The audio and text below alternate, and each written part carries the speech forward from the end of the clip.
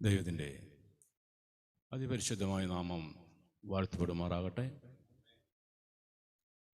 കടന്നു വന്നിരിക്കുന്ന സഹോദരി സഹോദരന്മാർ, കുഞ്ഞുമക്കൾ, സൂമിലൂടെ സഭായോഗത്തിൽ പങ്കുകൊള്ളുന്നവർ, വിശിഷ്യാൽ സഭയിലായിരിക്കുന്ന കർത്താവിൻ്റെ ദാസന്മാർ, ഏവർക്കും വീണ്ടും വരുന്നവനായ ക്രിസ്തുവിൻ്റെ ധന്യനാമത്തിൽ സ്നേഹവന്ദനങ്ങളെ അറിയിക്കുന്നു. നമുക്കിന്നത്തെ ചിന്തയ്ക്കായിട്ട് ഹെബ്രായ ലേഖനം 10-ാം അധ്യായം 35-36 വാക്യങ്ങൾ നമുക്ക് വായിച്ചു കേൾക്കാം. ഹെബ്രായർ 10:35-36. നിങ്ങളുടെ ആത്മധൈര്യം നിങ്ങൾ നശിപ്പിച്ചു കളയരുത്. അതിനു വലിയ പ്രതിഫലം ലഭിക്കാനിരിക്കുന്നു.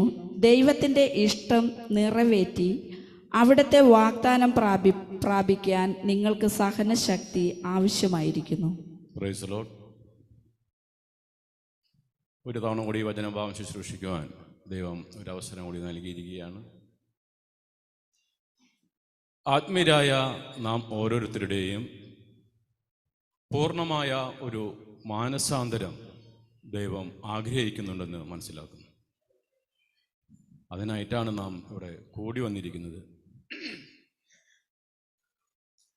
വായിച്ച കുറിവാക്യത്തിൽ കേട്ടതുപോലെ ആത്മധൈര്യവും സഹനശക്തിയും അതോടൊപ്പം തന്നെ ചേർത്ത് വയ്ക്കുന്ന ഒന്നാണ് തീഷ്ണത നിറഞ്ഞ മനോഭാവം, അല്ലെങ്കിൽ തീഷ്ണത നിറഞ്ഞ പ്രവൃത്തി.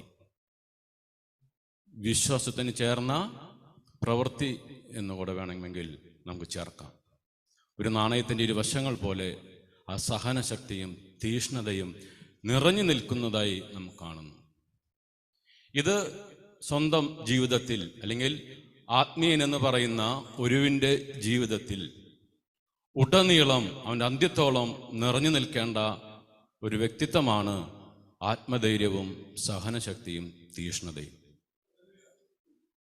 അത് നമ്മുടെ ജീവിതത്തിൽ നിറഞ്ഞു നിൽക്കുന്നുണ്ടെങ്കിൽ, വായിച്ച വാക്യത്തിൽ എന്ന പോലെ ആ വാഗ്ദത്ത ദേശം, അല്ലെങ്കിൽ ആ വാഗ്ദത്തം പ്രാപിക്കുവാൻ ദൈവം നമ്മെ സഹായിക്കും. സ്ഥിരതയോടെ നിൽക്കുന്നവർക്കാണ് ആ ജീവന്റെ ഒളിമങ്ങാത്ത കിരീടം ഉറപ്പാക്കുക. അപ്പൊ എന്തു വേണം? നമുക്ക് ലഭിച്ച വിളിയും തിരഞ്ഞെടുപ്പും വളരെ കൃത്യതയോടെ, തീഷ്ണതയോടെ നാം മുന്നോട്ട് പോയേ പറ്റൂ. നാം ലോകരിലേക്ക്, അല്ലെങ്കിൽ മറ്റുള്ള ജാതികളിലേക്ക് നാം തിരിഞ്ഞു നോക്കുമ്പോൾ, രാഷ്ട്രീയ മത പ്രസ്ഥാനങ്ങളും സംഘടനകളെയെല്ലാം ഉള്ളിലേക്ക് ഇറങ്ങി നിന്ന് നാം നോക്കിയാൽ കാണാം, അവിടെയും ഈ സഹിഷ്ണുതയും, അല്ലെങ്കിൽ തീഷ്ണതയും സഹനശക്തിയും ഈ ആത്മധൈര്യവും നിറഞ്ഞു നിൽക്കുന്ന ഒരു യുവതലമുറയെ, അല്ലെങ്കിൽ യൗവനക്കാര് എന്നൊരു പറയുന്ന ഒരു കൂട്ടത്തെ അവിടെയും നമുക്ക് കാണാൻ സാധിക്കും. അവരുടെ ലക്ഷ്യം എന്തായിരുന്നു? വിശുദ്ധ പൗലോസ് ഫിലിപ്പിക്ക് ലേഖനം എഴുതിയപ്പോൾ ആ 3:19 വാക്യം ഒന്ന് നമുക്കൊന്ന് വായിക്കാം. ഫിലിപ്പിയ 3:19 വായിച്ച കാണാം, ആ വക ആളുകൾ, അല്ലെങ്കിൽ വചനത്തിന്, ക്രിസ്തുവിന് വിരുദ്ധമായി ജീവിക്കുന്ന ആളുകളുടെ ഉദ്ദേശം അവിടെ രേഖപ്പെടുത്തി വച്ചിട്ടുണ്ട്. നാശമാണ് അവരുടെ അവസാനം, ഉദരമാണ് അവരുടെ ദൈവം, ലജ്ജാകരമായതിൽ അവർ അഭിമാനം കൊള്ളുന്നു. 20 ആദ്യത്തെ വാചകം ഒന്ന് വായിച്ചേ. 20 ഭൗമികമായതു മാത്രം അവർ ചിന്തിക്കുന്നു. ഇതൊക്കെയാണ് അവരുടേതായ ലക്ഷ്യങ്ങൾ. അവർക്ക് ആ സംഘടനയിൽ, അല്ലെങ്കിൽ ആ പ്രസ്ഥാനത്തിൽ നിൽക്കുമ്പോൾ അവർക്ക് അവരുടേതായ സ്വാർത്ഥ താല്പര്യങ്ങളും ഈ ഭൂമിയിലേതായ വസ്തുവകളിലാണ് ലക്ഷ്യം വെച്ച് അവർ സ്വന്തം ജീവനെയും കുടുംബത്തെയും അവഗണിച്ച് ഒരു രക്തസാക്ഷിയാകുവാൻ പോലും മടിക്കാതെ നിൽക്കുന്ന ഒരു കൂട്ടർ അവിടെയുമുണ്ട്. എന്നാൽ നമ്മെ സംബന്ധിച്ചിടത്തോളം ലോകസ്ഥാപനത്തിന് മുന്നേ തിരഞ്ഞെടുക്കപ്പെട്ട നമുക്ക് ആ അറക്കപ്പെട്ട കുഞ്ഞാടിൻ്റെ രക്തം വഴി അവിടെ നമുക്ക് വിശുദ്ധീകരണം നമുക്ക് നൽകിയിരിക്കുന്നു, പാപമോചനം നൽകിയിരിക്കുന്നു. ആ ക്രൂശിതനായവനെ കുറിച്ച് നാം ധ്യാനിക്കുമ്പോൾ, നോക്കുമ്പോൾ നമുക്ക് എന്താണ് നമുക്ക് വേറെ ചിന്തിക്കാനുള്ളത്. ഇന്ന് പാട്ടിൽ കേട്ടതുപോലെ എന്നെ ഒന്ന് ചെത്തണമേ, എൻ്റെ കുറവുകളെ നികത്തണമേ, എൻ്റെ ആത്മീയ മനുഷ്യനെ ബലപ്പെടുത്തണമേ. ഇതായിരിക്കണം ഓരോ ദിവസവും നമ്മുടെ മുന്നിലുള്ള ലക്ഷ്യം, അല്ലെങ്കിൽ നമ്മുടെ നിലവിളിയായ പ്രാർത്ഥന ഇതായിരിക്കണം. കാരണം സമയം വളരെ ഏറെ ഇല്ല എന്നാണ് ആ വായിച്ച കുറിവാക്യത്തിൻ്റെ തൊട്ടു മുന്നത്തെ വാക്യം വായിക്കുമ്പോൾ കാണാം, സമയം ഏറെയില്ല. ഈ ഒരു അവസ്ഥയിൽ നാം മുന്നോട്ട് നീങ്ങുമ്പോൾ നമ്മുടെ മേൽ വെച്ചിരിക്കുന്ന ഉത്തരവാദിത്തം എന്താണ്? ഉത്തരവാദിത്തം ഈ രക്ഷാകരമായ ദൗത്യം അവരിലേക്കും എത്തിക്കുക, ജീവിക്കുന്ന സുവിശേഷങ്ങളായി നമ്മുടെ നേരത്തെ പറഞ്ഞതുപോലെ ആത്മീയ യാത്രയിൽ അല്ലെങ്കിൽ ജീവിതയാത്രയിൽ ചെന്നിപ്പെടാവുന്ന മേഖലകളിലൊക്കെ ജീവിക്കുന്ന സാക്ഷ്യമായി, അല്ലേ? അങ്ങനെയാണ് സുവിശേഷം മറ്റുള്ളവരിലേക്ക് എത്തിക്കുക.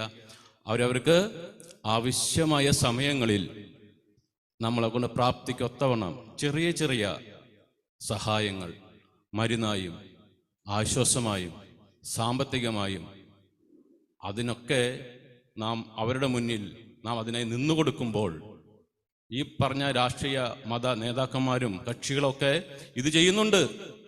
അവർക്ക് അവരുടേതായ ലക്ഷ്യം എന്താണ്?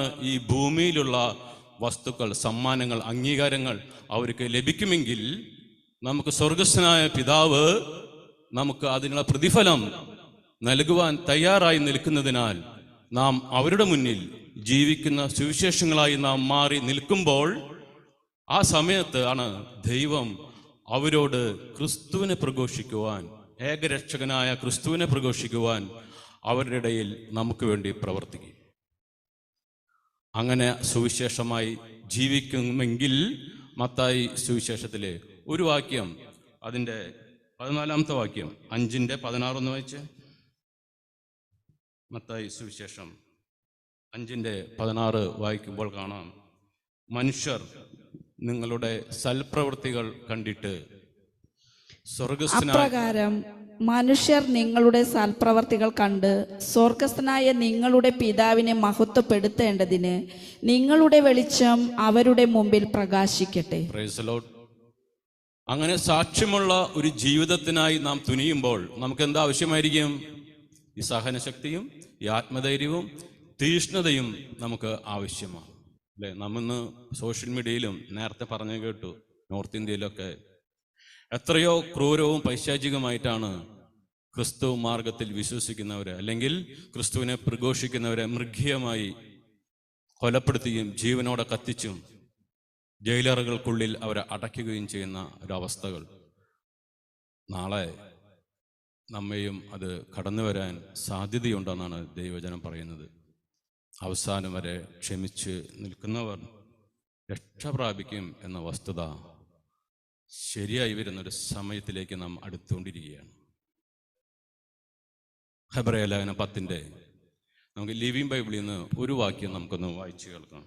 ഹെബ്രായ 10:4 വാക്യം വായിക്കുമ്പോൾ നമുക്ക് കാണാൻ സാധിക്കും. കാരണം ഈ ക്രൂശുമരണം അല്ലെങ്കിൽ ഈ സഹനശക്തിയും കഷ്ടതയും നമ്മുടെ മുന്നിൽ നേരത്തെ വായിച്ചു കേട്ട ആ അധ്യായത്തിലെ പരിശോധിക്കുമ്പോൾ കാണാം, നമ്മുടെ മുന്നുണ്ടായിരുന്ന പല ദൈവദാസന്മാരും അല്ലെങ്കിൽ പല ദൈവ പുരുഷന്മാരെല്ലാം വളരെ മൃഗീയമായി തീപന്തമായി കത്തിച്ചും അർക്കവാളനാൽ കൊല ചെയ്യപ്പെട്ടും വാളിനാൽ ശിരച്ഛേദം ചെയ്യപ്പെട്ടും അവരെ കൊന്നുതള്ളിയപ്പോൾ ആ അവസ്ഥയിലാണ് ഈ വചനഭാഗം അവിടെ അക്ഷരികമായി രേഖപ്പെടുത്തിയിരിക്കുന്നത്. കാരണം ഈ അധ്യായത്തിലുടനീളം പരിശോധിക്കുമ്പോൾ മനുഷ്യ വംശത്തിൻ്റെ പാപ പരിഹാരത്തിന് വേണ്ടി ആദ്യകാലങ്ങളിലും ഇന്നും മനുഷ്യർ സ്വയം ബലികളും കാഴ്ചകളും നേർച്ചകളും എല്ലാം അർപ്പിച്ച് മുന്നേറിയിരുന്ന ഒരു കാലഘട്ടമുണ്ടായിരുന്നു. ഇന്നും അങ്ങനെ തന്നെയാണ്. എന്നാൽ ദൈവജനം സാക്ഷ്യപ്പെടുത്തുകയാണ്. നമുക്ക് അതിന് 4-ാമത്തെ വാക്യം നമുക്ക് ലിവിങ് ബൈബിളിൽ നിന്ന് വായിച്ചു കേൾക്കാം. എന്തെന്നാൽ കാളകളുടെയും ആടുകളുടെയും രക്തത്തിന് യഥാർത്ഥത്തിൽ പാപങ്ങളെ നീക്കുവാൻ കഴിവില്ല. 8-ാമത്തെ വാക്യമായി, പഴയ സമ്പ്രദായ പ്രകാരം ആവശ്യമായിരുന്ന പല മാതിരി യാഗങ്ങളാലും വഴിപാടുകളാലും ദൈവം സംതൃപ്തനാകാത്തതിനെ പറ്റി ഇത്രയും പ്രസ്താവിച്ചതിന് ശേഷം ക്രിസ്തു വീണ്ടും പറയുന്നു, ഇതാ എൻ്റെ ജീവനെ സമർപ്പിക്കുവാൻ ഞാൻ വന്നിരിക്കുന്നു. Price the Lord. ഈ വക കാര്യങ്ങളിൽ എല്ലാം ഒഴുകിയിരുന്ന ജനം അവിടെ പറയാണ്, ഞാൻ ഇതാ നിങ്ങൾക്ക് വേണ്ടി അർപ്പിക്കപ്പെടാൻ വന്നിരിക്കുന്നു.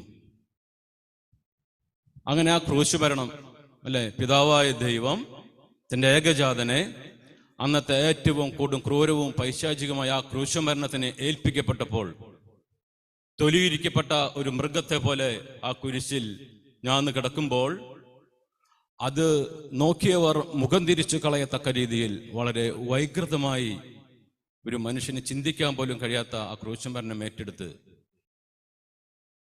നമ്മുടെ പാപങ്ങൾക്ക് വേണ്ടി, വിശുദ്ധീകരണത്തിന് വേണ്ടി അവൻ സ്വയം സമർപ്പിക്കപ്പെട്ടു. ഈ ക്രൂശ് മരണത്തിൽ വിശ്വസിച്ചിരിക്കുന്ന നാം നമ്മുടെ ആത്മീയ ജീവിതം ഇനി നമുക്ക് വേണ്ടി മരിച്ചുയർത്തെഴുന്നേറ്റ ക്രിസ്തുവിന് വേണ്ടി നാം ജീവിക്കുമ്പോൾ ഈ സഹനശക്തിയും ആത്മധൈര്യവും തീഷ്ണതയും അവിടെ നിഴലിച്ചു നിൽക്കുന്നത് കാണാം. സത്യത്തിലെ ആർക്കാണ് ഈ സഹനശക്തിയുടെ ആവശ്യം? റോമാലേഖനം 12-ാം അധ്യായം അതിൻ്റെ 2-ാമത്തെ വാക്യം ഒന്ന് വായിക്കാമോ? റോമർ 12:2. ഈ ലോകത്തിൻ്റെ ഇതായ ഇഷ്ടങ്ങളിൽ ഒന്ന് വായിച്ചേ. നിങ്ങൾ ഈ ലോകത്തിന് അനുരൂപരാകരുത്, പ്രത്യുത നിങ്ങളുടെ മനസ്സിന്റെ നവീകരണം വഴി രൂപാന്തരപ്പെടുവിൻ. ഈ ലോകത്തിന് അനുരൂപരാകാതെ ജീവിക്കുന്നവർക്കാണ് വചനത്തിന്റെ അടിസ്ഥാനത്തിലുള്ള സഹനശക്തിയുടെ ആവശ്യം. അല്ലാതെ മറ്റുള്ളവർക്ക് ആ സഹനശക്തി ഉണ്ട്. എന്നാൽ വചനത്തിന് അധിഷ്ഠിതമായി നാം ജീവിക്കുമ്പോൾ അവർക്കാണ് ഈ സഹനശക്തിയുടെ ആവശ്യം. അല്ലാതെ ഒഴുക്കിൽ നീന്തി പോകുന്ന ചത്ത മത്സ്യങ്ങൾക്ക് തുല്യമായി പോകുന്നവർക്ക് ഒരു സഹനശക്തിയുടെ ആവശ്യമില്ല. ഒഴുക്കിനെതിരെ നീന്തുന്ന മത്സ്യങ്ങളായിരിക്കണം നമ്മൾ. ആ ഒരു വിളിയിലേക്കാണ് നമ്മെ വിളിച്ച് നിർത്തിയിരിക്കുന്നത്. അല്ലേ? നാം പലപ്പോഴും ചിന്തിച്ചിട്ടുണ്ടായിരിക്കാം, ലോകര് സന്തോഷിക്കുന്നത് പോലെ എനിക്ക് സന്തോഷിക്കാൻ പറ്റുന്നില്ലല്ലോ, ലോകത്തിൻ്റെതായ ആചാരങ്ങളിൽ എനിക്ക് പങ്കെടുക്കാൻ പറ്റുന്നില്ലല്ലോ. അങ്ങനെയൊക്കെ ചിന്തിച്ച കാലഘട്ടങ്ങളുണ്ടായിരുന്നു. ഞാൻ ഈ വിശ്വാസ ജീവിതത്തിലേക്ക് വന്ന സമയത്തൊക്കെ അങ്ങനെ ചിന്തിച്ചിട്ടുണ്ട്. ഈ വചനം കേട്ടിട്ട് ഇതിലേക്ക് കാലെടുത്ത് വെക്കണമോ അങ്ങനെയൊക്കെ ചിന്തിച്ച കാലഘട്ടങ്ങളിൽ ഞാൻ ചിന്തിക്കും, ഇതിലേക്ക് കടന്നു വന്നാൽ ഈ വക പരിപാടികളൊന്നും നടക്കില്ല. എന്നാൽ ദൈവജനം പറയാണ്, ഇന്ന് നാം ഈ വിശ്വാസ ജീവിതത്തിൽ ജീവിച്ച് മുന്നേറുമ്പോൾ ലോകർ കാണിക്കുന്ന സന്തോഷങ്ങളിൽ, അവരുടെ ആചാരങ്ങളിൽ, അവരുടെ ഇടപാടുകളിൽ നാം സംബന്ധിക്കാതെ നിൽക്കുമ്പോൾ നമ്മെ അതിൽ നിന്നും പിടിച്ചു വലിക്കുന്ന ഒരു ശക്തി, ഒരു അദൃശ്യ ശക്തി നമ്മുടെ മേൽ വ്യാപരിക്കുന്നുണ്ടെങ്കിൽ, പ്രിയപ്പെട്ടവരെ, അതാണ് യോഹന്നാന്റെ സുവിശേഷം 3-ാമത്തെ അധ്യായത്തിന്റെ 16-ാമത്തെ വാക്കിൽ പറയുന്ന ആ സംഭവം. ആ ശക്തിയുടെ വ്യാപാരം അവിടെ എഴുതി ചേർക്കപ്പെട്ടിരിക്കുകയാണ്. യോഹന്നാൻ 3:16 നമുക്കൊന്ന് വായിക്കാമോ? എന്തെന്നാൽ അവനിൽ വിശ്വസിക്കുന്ന ഏവനും നശിച്ചു പോകാതെ നിത്യജീവൻ പ്രാപിക്കുന്നതിനു വേണ്ടി തൻ്റെ ഏകജാതനെ നൽകാൻ തക്കവിധം ദൈവം ലോകത്തെ അത്രമാത്രം സ്നേഹിച്ചു. Price the Lord. ആ ദൈവ സ്നേഹത്തിന്റെ പ്രകടമായ അവസ്ഥയാണ് നമ്മെ പിടിച്ചു വലിക്കുന്ന ശക്തി. അതാണ് നമ്മിൽ വ്യാപരിച്ചുകൊണ്ടിരിക്കുന്ന പരിശുദ്ധാത്മാവ ശക്തി. ആ ലോകത്തിൻ്റെതായ പ്രലോഭനങ്ങളിൽ, ഇഷ്ടങ്ങളിൽ നാം വ്യാപരിക്കുന്നില്ലെങ്കിൽ അത് നമ്മുടെ കഴിവ് കൊണ്ടല്ല, നമ്മുടെ മേൽ ദൈവം വെച്ചിരിക്കുന്ന മഹാകൃപയാണ്. ആ കൃപയിൽ നിന്നുകൊണ്ട് ഈ ക്രിസ്തുവിൻ്റെ സുവിശേഷം യോഗ്യമായ ജീവിതം നാം നയിക്കപ്പെടുവാൻ നാം നിർബന്ധം നമ്മുടെ മേൽ വെച്ചിരിക്കുന്നു. നമുക്ക് ഒരു വാക്യം നമുക്ക് വായിക്കാം. റോമലേഖനം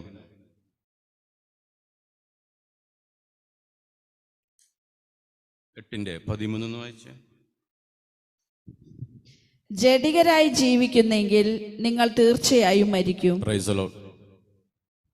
ജഡികരായി ജീവിക്കുന്നെങ്കിൽ നാം തീർച്ചയായും മരിക്കും. ഈ വചനഭാഗം വായിച്ചത് എന്താന്ന് വെച്ചാൽ, നമ്മെ വിളിച്ച് വേർതിരിച്ച് നിർത്തിയിരിക്കുന്ന ഒരു കൂട്ടമായിരിക്കുകയായി അത് സംഖ്യാപുസ്തകത്തിൻ്റെ 23:9 നമുക്കൊന്ന് വായിക്കാമോ? കാരണം വിളിച്ച് വേർതിരിക്കപ്പെട്ട കൂട്ടം ക്രിസ്തു എന്ന പാറയിൽ മറഞ്ഞിരിക്കുന്നതായിട്ട് നമുക്ക് കാണാൻ സാധിക്കും. പാറക്കെട്ടുകളിൽ നിന്ന് ഞാൻ അവനെ കാണുന്നു, മലമുകളിൽ നിന്ന് ഞാൻ അവനെ നിരീക്ഷിക്കുന്നു. വേറിട്ടു പാർക്കുന്ന ഒരു ജനം, പ്രൈസ് ദി ലോർഡ്. ജനതകളോട് ഇടകലരാത്ത ഒരു ജനം. Praise the Lord. ജനതകളോട് ഇടകലരാതെ വേറിട്ട് പാർക്കുന്ന ഒരു ജനത്തെയാണ് ദൈവം ആദ്യം മുതലേ കണ്ടിരുന്നത്. ആ കൂട്ടായ്മയിൽ ഇന്നത്തെ അവസ്ഥയിൽ നാം നിൽക്കുമ്പോൾ തീർച്ചയായും ക്രിസ്തുവിൻ്റെ സ്നേഹം അല്ലെങ്കിൽ പിതാവിൻ്റെ ഇഷ്ടം നിറവേറ്റി ആ വാഗ്ദത്തം പ്രാപിക്കണമെങ്കിൽ പിതാവിൻ്റെ ഇഷ്ടം എന്തെന്നാൽ തന്നെ അയച്ചവനിൽ വിശ്വസിക്കുകയും അനുസരിക്കുകയും പിൻപറ്റുകയും ചെയ്യുക എന്നതാണ്. അതിനാൽ നമ്മുടെ ദൈനംദിന ജീവിതങ്ങളിൽ നാം നടന്നു നീങ്ങുമ്പോൾ ഈ സഹനശക്തിയും ഈ ആത്മധൈര്യവും മുറുകെ പിടിച്ച് നാം മുന്നേറണമെന്നാണ് ദൈവജനം നമ്മോട് ആവശ്യപ്പെടുന്നത്. അതിൻ്റെ 13-ാമത്തെ വാക്യം വായിച്ചേ. 8:13-9 വായിച്ചേ. റോമാലേഖനം 8. ദൈവത്തിന്റെ ആത്മാവ് യഥാർത്ഥമായി നിങ്ങളിൽ വസിക്കുന്നെങ്കിൽ നിങ്ങൾ ജഡികരല്ല, ആത്മീയരാണ്. Praise the Lord.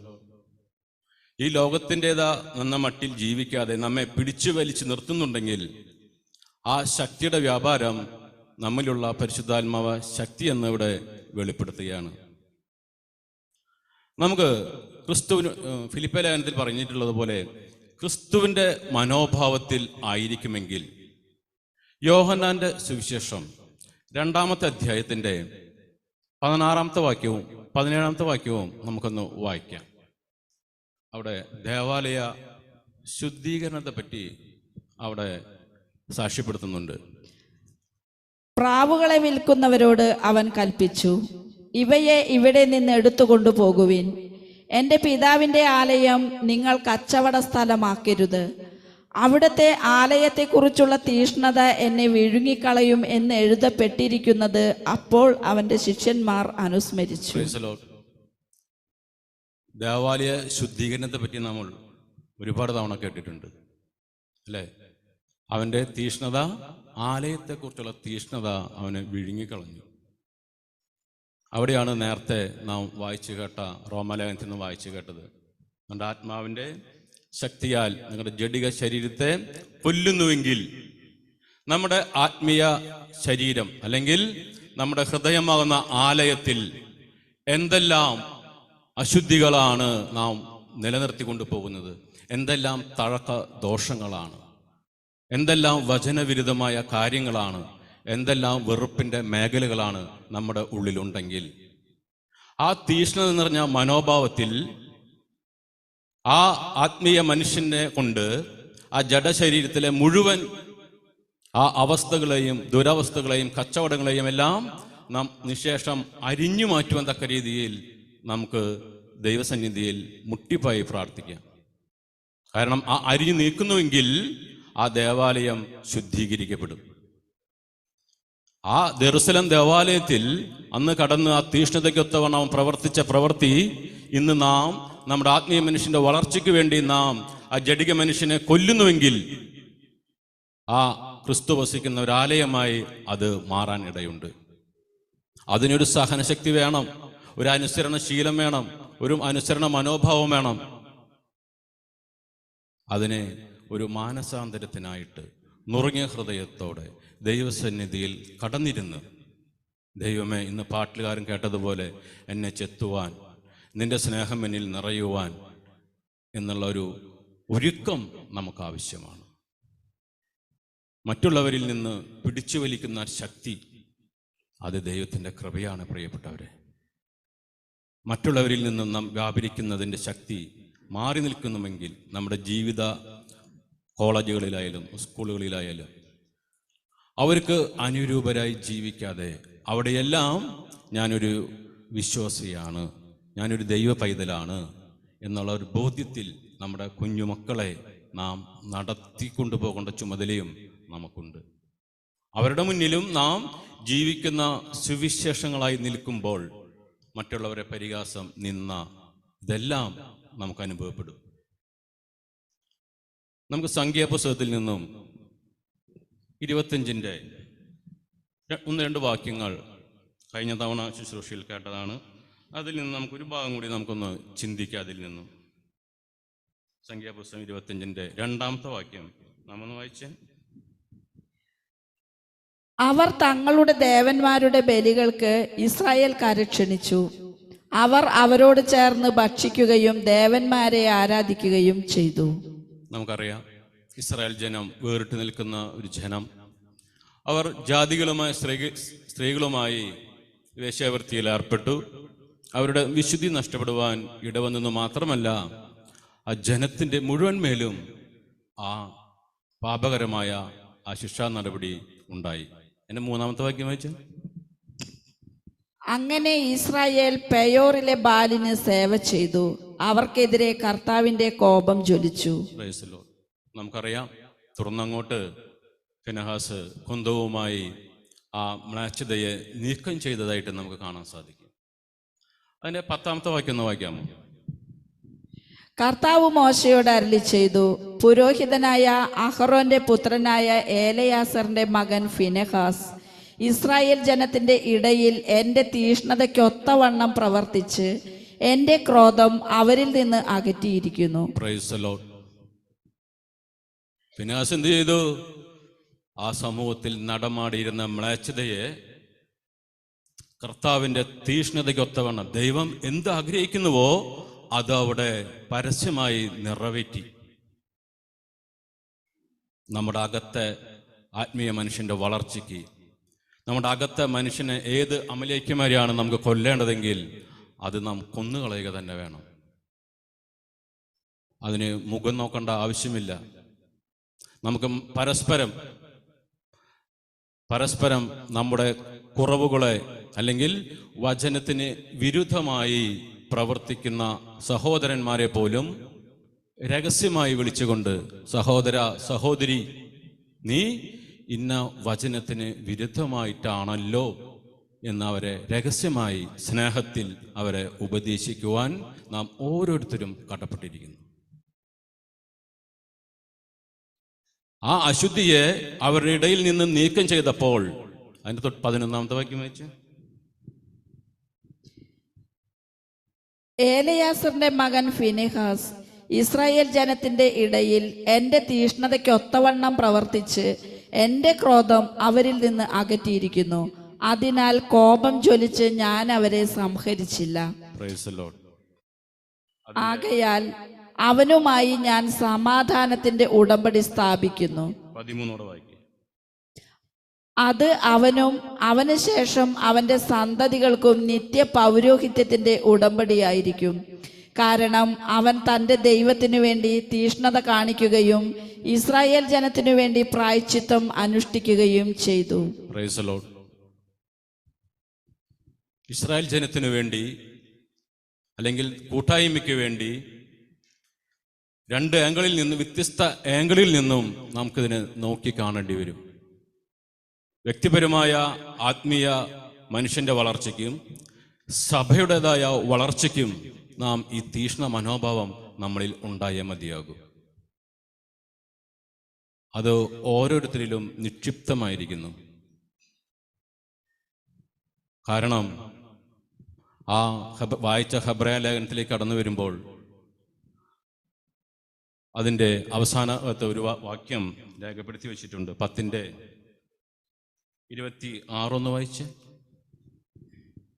ഹെബ്രായ ലേഖനം 10:26 വായിച്ച്. സത്യത്തെ സംബന്ധിച്ച് പൂർണ്ണമായ അറിവ് ലഭിച്ചതിന് ശേഷം മനഃപൂർവം നാം പാപം ചെയ്യുന്നെങ്കിൽ പാപങ്ങൾക്ക് വേണ്ടി അർപ്പിക്കപ്പെടാൻ പിന്നൊരു ബലി അവശേഷിക്കുന്നില്ല. Price the Lord.